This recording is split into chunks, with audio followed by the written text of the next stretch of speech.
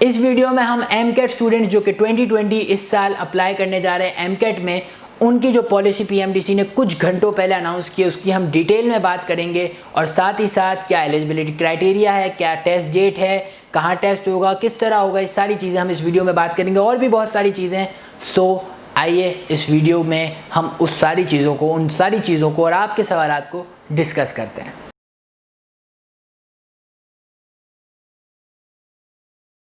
Hello ladies and gentleman, अस्सलाम वालेकुम। दोस्तों, आज हम जो बात करेंगे वो सिर्फ और सिर्फ एमकेट स्टूडेंट्स के लिए। तो जितने भी लोग मुझे देख रहे हैं, अगर आप एमकेट स्टूडेंट हैं, अगर आप इस साल एमकेट का एग्ज़ाम देने जा रहे हैं, तो ये बात आज की वीडियो आपके लिए ख़ास तौर पे है। कुछ घंटों पहले एमकेट की पॉलिसी पीएमडीसी ने अनाउंस की और काफ़ी सारे आप लोगों के मैसेजेस, काफ़ी सारे कमेंट्स आ चुके हैं कि किस तरह ये पॉलिसी में ये क्या है, ये सारी चीज़ें मैं आपको आज डिटेल में बता दूंगा। क्या टेस्ट डेट अनाउंस हुई है, क्या कोई सेंटर अनाउंस हुआ है, एग्ज़ाम कहाँ होगा नहीं होगा, ये सारी चीज़ें आज हम इस वीडियो में बात करेंगे। सबसे पहले पॉलिसी जो आई है उस हवाले से मैं आपको एक एक करके बात बताता हूँ, और साथ साथ हम एंड में कुछ ऐसी चीज़ें जो कि काफ़ी लोगों के प्रॉब्लम्स हैं, जैसे इम्प्रूवर्स का क्या होगा, रिपीटर्स जो हैं उनका क्या होगा, साथ ही साथ अगर किसी की एलिजिबिलिटी क्राइटेरिया से उसकी परसेंटेज मैच नहीं कर रही तो उसे क्या करना है, ये सारी चीज़ें हम डिस्कस करेंगे। सबसे पहले मैं आपको बताता चलूँ इसका जो एमकेट जो होगा उसमें कितने एमसीक्यूज़ होंगे। तो टोटल 200 एमसीक्यूज़ होंगे, और इन 200 एमसीक्यूज़ में अगर आपको पास होना है, मतलब अगर आप एनटीएस बेसिकली एक इदारा है जो एमकेट कंडक्ट करता है सिंध में। तो जो एमकेट है, अगर आप उसमें पास होना चाहते हैं तो आपको कम से कम 67 एमसीक्यूज़ सही करने होंगे 200 में से। अच्छा, मज़े की बात है कि इन 200 एमसीक्यूज़ में से जो 20 क्वेश्चंस हैं वो इंग्लिश के होंगे, 40 क्वेश्चंस जो हैं वो फिज़िक्स के होंगे, 60 क्वेश्चंस जो हैं वो केमिस्ट्री के होंगे, और 80 क्वेश्चंस जो हैं वो बायोलॉजी के होंगे। ये टोटल मिला के कितने हो गए? 200 एमसीक्यूज़। अब इन 200 एमसीक्यूज़ में अगर जब भी आप एमकेट देंगे, जो भी डेट अनाउंस होगी, क्योंकि अभी तक डेट अनाउंस नहीं हुई है, तो जो भी डेट अनाउंस होगी वो उसमें आप क्या करेंगे, उसमें आपकी नेगेटिव मार्किंग नहीं होगी। अगर हम बात करें आज से 2-3 साल पहले की, तो 2-3 साल पहले का जो पॉलिसी थी उसमें नेगेटिव मार्किंग होती थी, यानी जो आपने एमसीक्यू गलत किया है उसके मार्क्स आपके कटते थे। बट यहाँ ऐसा नहीं होगा। आगे बढ़ते हैं और फर्दर बात करते हैं एलिजिबिलिटी क्राइटेरिया की। लेकिन उससे पहले जो बहुत इंपॉर्टेंट बात है वो है रिगार्डिंग फीस। ठीक है, प्राइवेट यूनिवर्सिटीज़ की जो फ़ीस है उससे रिलेटेड बहुत इंपॉर्टेंट बात आप लोगों को बतानी है कि गवर्नमेंट यूनिवर्सिटी की तो फ़ीस तकरीबन सेम होती है, ठीक है ना, वो सब फीस जो है ना बड़ी सिंपल सी फ़ीस होती है। लेकिन जो प्राइवेट यूनिवर्सिटी की है, तो आज से बल्कि 3 साल पहले हर प्राइवेट यूनिवर्सिटी कोई 14 लाख फ़ीस ले रही है पर ईयर, कोई 7 लाख पर ईयर फीस ले रही है। तो कोई जो है ना कोई मैनेजमेंट नहीं थी, कोई लिमिट नहीं थी। तो पीएमडीसी ने तमाम प्राइवेट यूनिवर्सिटीज़ की लिमिटेशन बना दी कि जितनी भी प्राइवेट यूनिवर्सिटीज़ हैं, चाहे वो ज़ियाउद्दीन हो, United medical and dental college हो, लियाकत नेशनल यूनिवर्सिटी हो, GMDC Jinnah medical and dental college हो, बहुत सारी और प्राइवेट यूनिवर्सिटीज़ है, तो उसमें जो एमबीबीएस बीडीएस की फ़ीस है वो 9,50,000 यानी 9,50,000 से ज़्यादा नहीं हो सकती। आगे बात करते हैं और चीज़ों की जो पॉलिसी में इंक्लूडेड है, और वो ये है कि भाई आपकी जो टेस्ट है वो सिंगल होगा, सिंगल टेस्ट, सेंट्रलाइज टेस्ट। अगर कोई कहता है कि सेंट्रलाइज टेस्ट है, दैट मीन्स कि सिंध का जो एमकेट है वो 2 जगहों पे होगा। ठीक है, एक इंटीरियर सिंध में होगा और एक कराची में होगा, फिर पंजाब का, फिर केपीके का। हर जगह पे अलग अलग ग्राउंड्स होते हैं जहाँ पे ये एमकेट होता है, लेकिन सेंट्रलाइज टेस्ट होता है, एक ही टेस्ट होता है। और सिंध का टेस्ट एक दिन होगा, पंजाब का टेस्ट एक दिन होगा। हर दिन, मतलब ऐसा नहीं है कि एक ही दिन पूरे पाकिस्तान का टेस्ट होगा, लेकिन ये है कि सिंध का अगर हम बात करें, अगर हम एक प्रोविंस की बात करें, तो सिंध का टेस्ट एक दिन होगा। पंजाब में जितनी भी यूनिवर्सिटीज़ हैं उसमें एमबीबीएस बीडीएस में अप्लाई करना है जिन स्टूडेंट्स को, उनका टेस्ट एक ही दिन होगा। सिंध में भी ऐसा ही होगा, बलूचिस्तान, जो भी जितने भी प्रोविंसेस हैं सब जगह ऐसा ही सीन होगा। फर्दर हम आगे बढ़ते हैं। 31 दिसंबर वो डेट है जिससे पहले आपके एडमिशन फाइनलाइज्ड हो जाएंगे अकॉर्डिंग टू दिस पॉलिसी। थोड़ा बहुत आगे पीछे हो ही जाता है, आपस की बात है। हर साल ये लोग 31 दिसंबर की डेट देते हैं, लेकिन थोड़ा बहुत आगे पीछे हो जाता है, मतलब पीछे नहीं होता, आगे ही होता है। जनवरी के एंड तक कहानी चली जाती है, लेकिन अकॉर्डिंग टू दिस पॉलिसी 31 दिसंबर तक तमाम जो प्राइवेट यूनिवर्सिटीज़ हैं और गवर्नमेंट प्राइवेट, मैं आपको एक बात बता दूँ, गवर्नमेंट की जो वो है ना एडमिशन्स है, वो तो आपके टेस्ट के 2-3 हफ्ते में ही आपको सब समझ में आ जाएगा कि भाई फलां का एडमिशन हो गया है, फलां का एडमिशन नहीं हुआ है गवर्नमेंट में।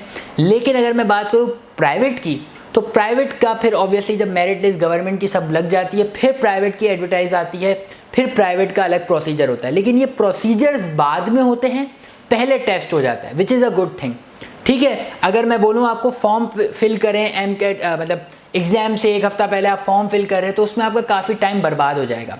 तो ये स्टूडेंट्स के लिए बहुत अच्छी चीज़ है कि फॉर्म्स वगैरह आपको डिटेल्ड फॉर्म जो हैं, जो 4-4 पेजेस के होते हैं, जिस पे आधे घंटे की वीडियो बनाता हूँ मैं, तो आपको ऑब्वियसली समझाना पड़ता है, काफ़ी सारी चीज़ें समझ में नहीं आ रही होती, तो उसका प्रोसेस मैं MCAT एग्ज़ाम के बाद ही बताऊंगा, क्योंकि फॉर्म उसी वक्त आएंगे। अभी जो फॉर्म आएगा कुछ दिनों में, वो छोटा सा फॉर्म होगा जो कि आपके लिए सिर्फ एलिजिबिलिटी के लिए होगा कि भाई आपको एग्ज़ाम देना है, उसमें आपका एडमिट कार्ड वगैरह आ जाएगा, जो कि मैं बता दूंगा।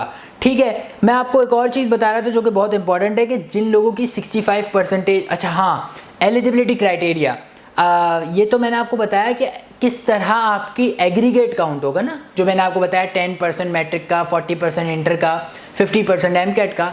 लेकिन एक एलिजिबिलिटी क्राइटेरिया दूसरा भी है कि अगर आपकी इंटर में, गौर से जुमला सुनिएगा, अगर आपकी इंटर में 65% है ओवरऑल, यानी आपकी मार्कशीट पे 65% है, 66% है, मतलब 65 से अबव है, 80, 90, 70, 75, 78, अगर मार्कशीट पे वो परसेंटेज है तो आप एलिजिबल हैं, यानी आप MCAT दे सकते हैं, अदरवाइज आप MCAT नहीं दे सकते। अब जितने भी स्टूडेंट्स मुझे सुन रहे हैं जिनकी परसेंटेज 65 से कम है, उनके लिए मैं बता देता हूँ, यानी अगर आपकी 50s में परसेंटेज है, 61, 64, 63 इस तरह परसेंटेज है, तो आप एलिजिबल तो नहीं है।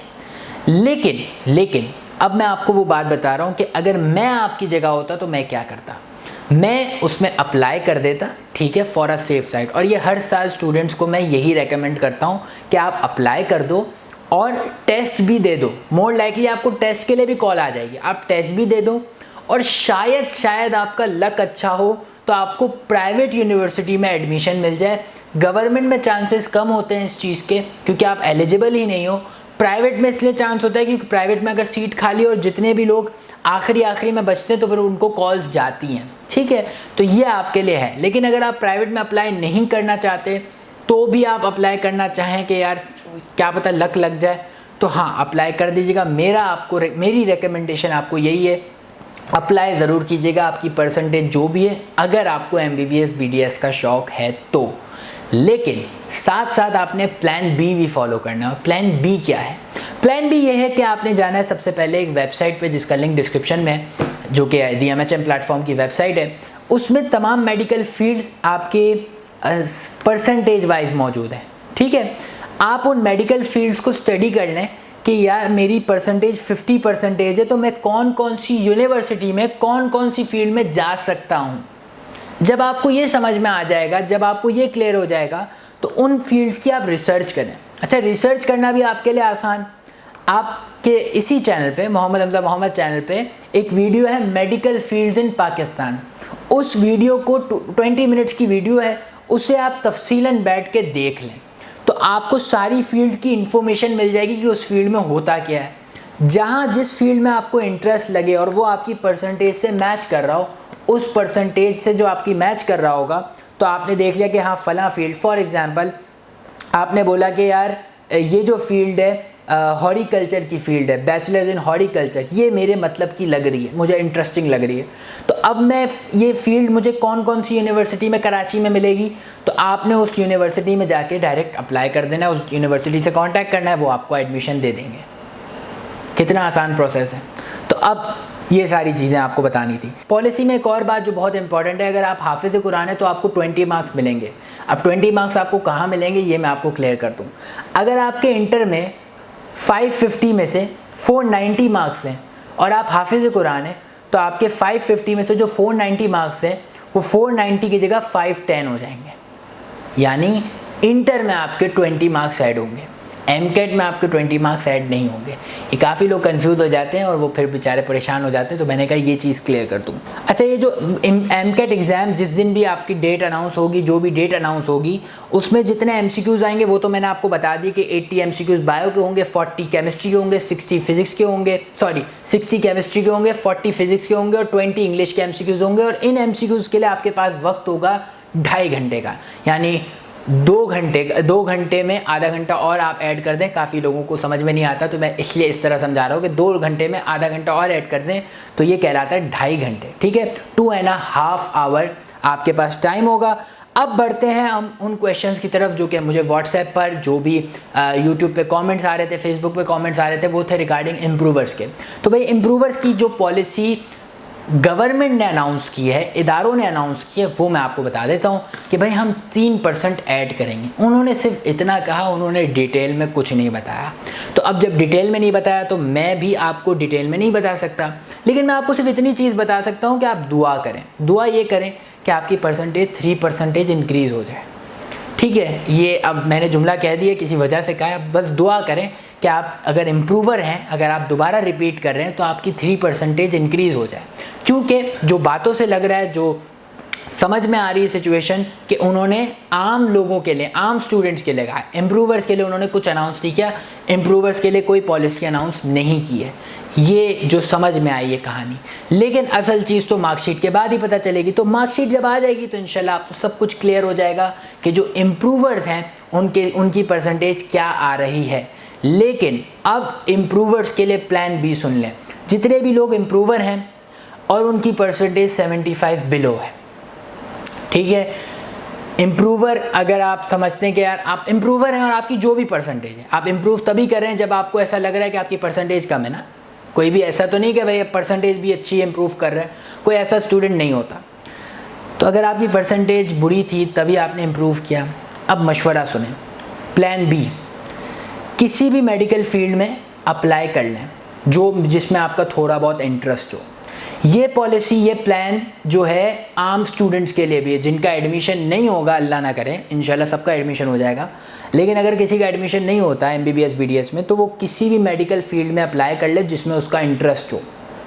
साथ में अगले साल दोबारा MCAT के लिए अप्लाई करें। तो अब आपका सवाल होगा कि सर जब दोबारा अप्लाई करना है तो इस साल हम क्यों एडमिशन लें? मैं आपको बताता हूँ, क्या आपके पास गारंटी है कि आपका अगले साल एडमिशन हो जाएगा? नहीं ना, बस यही रीज़न है। जब आपके पास गारंटी नहीं है कि आपका अगले साल एडमिशन हो जाएगा, आपके पास कॉन्फिडेंस है, मैं ये नहीं कह रहा कॉन्फिडेंस ना रखें, मैं अभी बात उस लेवल की कर ही नहीं रहा। मोटिवेशन है आपके अंदर, इंस्पिरेशन होनी चाहिए, जज्बा होना चाहिए, लेकिन स्मार्ट वर्क करना है, हार्ड वर्क नहीं करना। तो आपने स्मार्ट वर्क करना है। स्मार्ट वर्क क्या है कि आपने किसी भी यूनिवर्सिटी में एडमिशन ले लिया, किसी भी फील्ड में, किसी भी से मुराद जिसमें आपका इंटरेस्ट हो, अगले साल MCAT दिया। अल्लाह ना करे अगले साल आपका MCAT में एडमिशन नहीं होता दोबारा MBBS BDS में, तो कम से कम आपका जो ये साल होगा, ये साल ज़ाया नहीं होगा। इसलिए मैं आपको ये कह रहा हूँ। इस दफ़ा के एलिजिबिलिटी क्राइटेरिया की बात करते हैं तो बड़ा सिंपल सा एलिजिबिलिटी क्राइटेरिया, लेकिन मैं आपको उसकी एग्जांपल भी दे देता हूँ साथ साथ कि आप अपने मार्क्स वगैरह कैसे कैलकुलेट कर सकते हैं। मतलब इन फ्यूचर अगर आप चाहते हैं कि आपको पता चल जाए कि यार मुझे MCAT में कितने MCQ सही करने हैं इतनी परसेंटेज लेने के लिए, जो भी आप चाहते हैं कि भाई मेरी इतनी परसेंटेज ओवरऑल बन जाए, तो उस परसेंटेज के लिए आपको कितने MCQ सही करने होंगे, अगर आप पहले से माइंड बना के जाएंगे तो काफ़ी हद तक क्लियर हो जाएगा। अकॉर्डिंग टू मी, मेरा पर्सनल ओपिनियन तो यही है, आप लोगों के लिए पर्सनल सजेशन, रिकमेंडेशन यही है कि अपना टारगेट 200 में से 195 प्लस MCQs का रखिएगा, कि कुछ भी करके मुझे 200 में से 195 प्लस MCQs सही करने हैं। अब एलिजिबिलिटी क्राइटेरिया क्या है? इंटर की आपकी 40% काउंट होगी, आपकी मैट्रिक की 10% काउंट होगी, और मतलब 10% मैट्रिक की परसेंट काउंट होगी, और 50% आपका MCAT का एग्रीगेट काउंट होगा। एक स्टूडेंट की एग्जांपल दे देता हूँ, वो स्टूडेंट आप हैं, आप अपनी परसेंटेज के हिसाब से कैलकुलेशन कर लीजिएगा। किसी स्टूडेंट की इंटर में परसेंटेज है 82, मैट्रिक में परसेंटेज आई 9 और मैट्रिक मिला के, 9 और 10th मिला के 80, ठीक है। मैंने क्या कहा आपको? मैंने नहीं कहा, PMDC ने कहा कि इंटर में आपका 40% काउंट होगा। तो 82 को आपने मल्टीप्लाई कर दिया 0.4 से, तो आपके पास आंसर आ जाएगा इंटर की 40%, और आंसर आया हमारे पास 32, ठीक है। इंटर की 40% हमने निकाली कि इंटर का 40% काउंट होगा ना, तो 82 हमारी परसेंटेज थी फॉर एग्जांपल। अगर आपकी कोई और परसेंटेज है आप उसमें रख के करेंगे, ठीक है। उसको मल्टीप्लाई कर दीजिएगा 0.4 से, तो आपके इंटर के 40% आ गया। मैट्रिक में आपकी आई 80 उस स्टूडेंट की जिसकी मैं एग्जाम्पल दे रहा हूँ, तो 80 को आपने मल्टीप्लाई करना है 0.1 से, तो 10% इंटर की आपके पास काउंट होके आ जाएगी, दैट इज 8। नाउ प्लस करें इंटर की कैलकुलेशन को और मैट्रिक की कैलकुलेशन को, 32 प्लस करें 8 में, आपके पास आंसर आएगा 40। यानी आपने 100% में से 40 मार्क्स आपने गेन, 40% आपकी काउंट हो चुकी है, आपने कर लिया, ठीक है। 40% आपकी आ गई है। अब बचा कितना? अब बचा ये कि 40 में आप प्लस करें 50, तो अगर आप 200 MCQs में से 200 MCQs सही करते हैं, जो कि पॉसिबल है, मुश्किल नहीं है, तो अगर वो करते हैं तो आपकी जो परसेंटेज है वो बनेगी 90%। इससे ज़्यादा आपकी परसेंटेज नहीं बन सकती, ठीक है। ये मैं उसकी बात कर रहा हूँ जिसकी ये परसेंटेज आई है। अगर इसमें ज़्यादा कम आई है तो आपकी ज़्यादा और कम हो जाएगी, ठीक है। अच्छा, अब एमकेट की जो परसेंटेज है वो 50% काउंट होगी। जब आप एमकेट एग्ज़ाम दे देंगे और आपने देखा कि यार मेरे 200 MCQs में से कितने MCQs सही हो गए, 180 MCQs सही हो गए, तो अब आपने क्या करना है, पहले तो इनकी परसेंटेज निकालनी है ना। तो आपके पास एमकेट में आपने कितना परसेंट सिक्योर किया? 90% माशाल्लाह सिक्योर कर लिया। फॉर एग्जाम्पल जब आप एमकेट देंगे आपका एमकेट का कैलकुलेशन हो जाएगा, ठीक है। अब 90 को मल्टीप्लाई करें 0.5 से, तो आपके मार्क्स, आपके पास 45 आंसर आएगा। इस 45 को आप प्लस कर दें उस 40 में। किस 40 में? जो इंटर की 40% और मैट्रिक की 10% बन रही है, मिलकर मतलब हमने निकाली 32 और 8 को प्लस करके 40 निकाला, तो उस 40 में 45 ये वाले ऐड कर दें तो आपके पास आ गया 95। यानी ओवरऑल आपकी 95% बन गई। ओवरऑल से मतलब एमकेट, इंटर और सब मिलाकर जो आपकी परसेंटेज बनी 95, इस परसेंटेज पर आपका मेरिट काउंट होगा। तो ये जो फॉर्मूला है ये बेसिकली आपकी परसेंटेज निकालने का तरीका है कि आप अपनी परसेंटेज किस तरह निकाल सकते हैं। ये सारी थी एमकेट 2020 स्टूडेंट्स के लिए पॉलिसी, यानी वो स्टूडेंट जो इस साल एमकेट देने जा रहे हैं 2020 में, उनके लिए पॉलिसी थी। एमकेट का एग्ज़ाम एक साथ एक ही जगह पर होगा, मतलब जो भी आपका सेंट्रलाइज टेस्ट कहलाता है वो होगा, सिंगल टेस्ट होगा एमबीबीएस बीडीएस का तमाम यूनिवर्सिटीज़ का।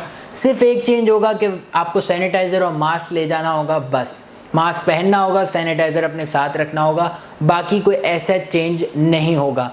वही एग्ज़ाम होगा, वही, और सोशल डिस्टेंसिंग तो वहाँ पे वैसे भी होती ही है क्योंकि दूर दूर आपको बिठा के एग्ज़ाम लिए जाते हैं, तो सोशल डिस्टेंसिंग तो है, तो उनको कोई ऐसा फ़र्क पड़ा नहीं है इस साल एमकेट को।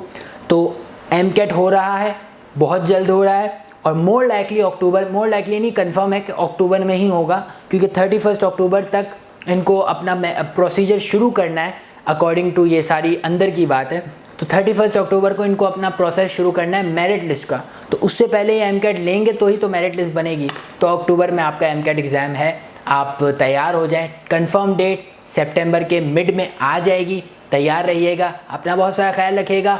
काफ़ी सारे लोग DMHM शो जिसमें Ajlan Shah as a guest मौजूद है उसका इंतज़ार कर रहे हैं, तो नेक्स्ट फ्राइडे यानी जो फ्राइडे आने वाला है 12 सितंबर को वो अपलोड होगा।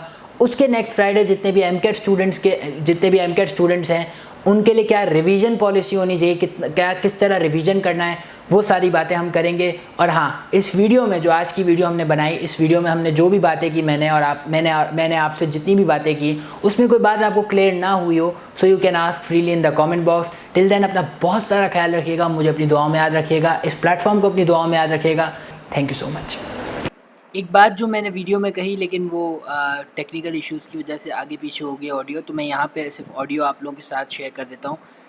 काफ़ी सारे लोग परेशान हो जाते हैं वीडियो देख के कि यार हमें तो कुछ पता ही नहीं है एमकेट के बारे में। तो मैं अपना पर्सनल एक्सपीरियंस शेयर कर रहा हूँ कि जब मैं भी एमकेट में था तो मुझे काफ़ी सारी चीज़ें नहीं पता थी, ठीक है। तो वक्त के साथ साथ आप एक्सपीरियंस करते हो चीज़ें, वक्त के साथ साथ आपको पता चलती हैं। और मेरी एक ख्वाहिश है कि यार मेरे प्लेटफॉर्म से जो भी स्टूडेंट्स जुड़े हुए हैं एमकेट स्टूडेंट्स, उनको मैं वो बातें बता दूँ, वो सारी चीज़ें, वो सारे एक्सपीरियंसेस शेयर कर दूँ जो मैंने अपनी लाइफ में किए एज एन एमकेट स्टूडेंट, और ताकि आपको वो प्रॉब्लम ना हो। सो आप लोग परेशान ना हुआ करें जब भी आप वीडियोस देखते हैं, आप परेशान हो जाते हैं कि यार हमें तो कुछ पता ही नहीं है और वीडियो में तो बहुत कुछ बताया जा रहा है एमकेट के बारे में, तो वो सारी चीज़ें आपको बताने के लिए बताई जा रही होती हैं, हमें भी, मुझे भी। और मैं जितने भी एमकेट स्टूडेंट को जानता हूँ काफ़ी हद तक नहीं पता होता जब एमकेट दे रहे होते हैं, तो आहिस्ता आहिस्ता पता चलता है। लेकिन मज़े की बात ये कि प्लेटफॉर्म बनाने का मकसद यही है कि जो एमकेट स्टूडेंट को पता नहीं होती चीज़ें और जो पता होनी चाहिए, वो सारी चीज़ें आपको बता दी जाती है इस प्लेटफॉर्म के through. Stay connected with this platform. Thank you so much. Take care.